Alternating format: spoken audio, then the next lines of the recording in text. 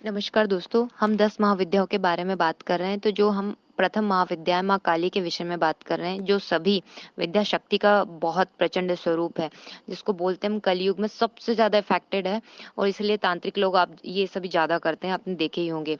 एक जो एक ही महाविद्या से एक ही शक्ति से उत्पन्न हुई अलग-अलग महाविद्याएँ जिसको मतलब बोल सकते हैं जिसके अनुसार साधनाएँ फलती है ग्रह नक्षत्र के अनुसार और इनके सभी भैरव अलग होते हैं, गणेश अलग होते हैं, शिव अलग होते हैं उन सभी के।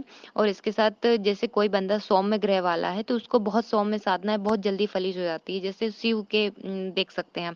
और वैसे ही उग्र नक्षत्र है या उग्र जैसे सूर्य मंगल वाले बंधे हुए हैं, तो उनको ये जो उग्र साधना है वो बहुत अधिक फलती है। वैसे भी कलयुग में इनका साथ होना बहुत ज़रूरी होता है। हम कहाँ-कहाँ तक हर किसी से लड़ नहीं पाते हम, ठीक वैसे ही। और इसके साथ ही जिसकी जैसे इच्छा होती है, बल होता है जिसके पास वैसा ही साधना तुरंत फलित हो जाती है। देवी का आवाहन आप जिस स्वरूप में करते हैं, उसी स्वरूप में उनकी प्राप्ति होती है। ये अधिकतर तांत्रिकों और जो साधक पहले से साधनाएँ करते हैं, उनको बहुत अधिक फल जाती है। और ये जो 10 महाविद्याएँ 10 ही दिशाओं की रक्षक होती है, जिसमें माँ काली की उत्तर दिशा होती है। और ये 2 कुलों में विभक्त है, श्री कुल और काली कुल। काली कुल बहुत प्रचंड और उग्र स्वरूप में यानी कि तामसिक स्वरूप आप बोल सकते हो। माँ काली, छिन्नमस्ता, धूमावती, बगलामुखी मुखी ये सभी। इसके साथ ही सौम्य स्वरूप में हम देखें तो त्रिपुर सुंदरी और भुवनेश्वरी, मातंगी, महालक्ष्मी है। और तामसिक और सात्विक दोनों स्वरूप में माँ तारा, भैरवी आती है। और इनकी साधना, प्रार्थना, पूजा, क्षमा ये सब बहुत कंपलसरी हो जाता है और हमें बहुत नियम से करना पड़ता है, क्योंकि नियम ही है जो आपको सब कुछ दे सकता है, जो आपको बना देता है। महाकाली साक्षात और जागृत स्वरूप है, इसलिए हर कोई इनकी साधना नहीं कर सकता ना, क्योंकि आप इतनी बड़ी महाशक्ति को कैसे संभाल पाओगे? उसके लिए पहले आपको बहुत सारी साधनाएँ पहले करनी पड़ती है, तब जाके आपका ऑरा बनता है और तब जाको आके आपकी साधनाएँ फलित होती हैं। वैसे भी माँ काली ने देवताओं ने आह्वान किया था, क्योंकि राक्षसों का वध करने के लिए, तब माँ ने प्रचंड उग्र स्वरूप में राक्षसों का विनाश किया था।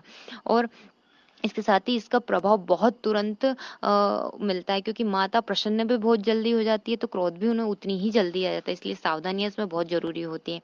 और वैसे यदि हम साधना फील्ड में उतरते तो पहले तो सही है कि सबसे पहले अपने कर्मों को ही हमको साफ करना होता है। माता ने जो स्वरूप बनाया मुंडमाला धारण करती है, खड़ग, त्रिशूल और कटा हुआ सिर ये हाथ में रखती है। और जिसको भी प्रबल प्रबल शत्रु बाधा होती है, जिस कुछ नहीं हो रहा है, तो फिर आपकी साधना और आपके बल के आधार पर आप इनसे जो चाहे वो मांग सकते हैं। प्रचंड क्रोध स्वरूप है, भगवान शिव के अलावा ये इनका क्रोध किसी ने नहीं शांत ही नहीं हो पाया था। ये शत्रुओं का समूल नाश कर देती है, क्योंकि वैसे भी इनको महिषासुर मर्दनी बोला जाता है। और इसके साथ ही इनके देखें हम स्वरूप तो श्यामा स्वरूप में है, और जो दक्षिण काली के रूप में मानी जाती है, और काली नाम से या सिद्ध काली के नाम से दूसरे फॉर्म में मानी जाती है। और अकाट्य शक्ति मिलती है। और इनका एकाक्षरी मंत्र क्रीम है, 22 अक्षरी मंत्र भी है। यही है कि इसको बोलते हैं जपा जपा सिद्धि। जैसे आपका 1.25 लाख होता है, उसके बाद में और यदि आप बढ़ते जाते हैं तो फिर ये साधनाएं फलीभूत होती है। और ये सुनसान जगह पर कर सकते हैं, काली मंदिर में करें तो बहुत अच्छा है, नदी के किनारे करें तो भी ये फलीभूत होती है। धन्यवाद दोस्तों।